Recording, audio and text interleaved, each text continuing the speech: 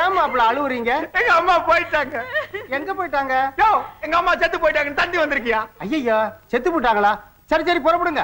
நீ எங்க வர்ற? சம்மந்தி கோடி போட வேண்டாமா? அடியே அப்பா அப்பா கடையை ஆறு பாத்துப்பா. உங்களுக்கு பதிலா நான் ஆத்திடுறேன். அதுவும் சரிதான். சரி சரி அப்ப நீங்க புறப்படுங்க.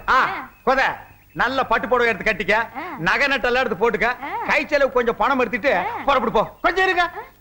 கல்யாண வீட்டுக்கா போறீங்க? சாவு வீட்டுக்கு தானே போறீங்க? புரியாம பேசாதயா, புடிச்சுக்கிற. எங்க அம்மா செத்து போயிட்டாங்கன்னு நானே துக்கத்தில் இருக்கிறேன், நீ வேற இம்சை பண்றியா?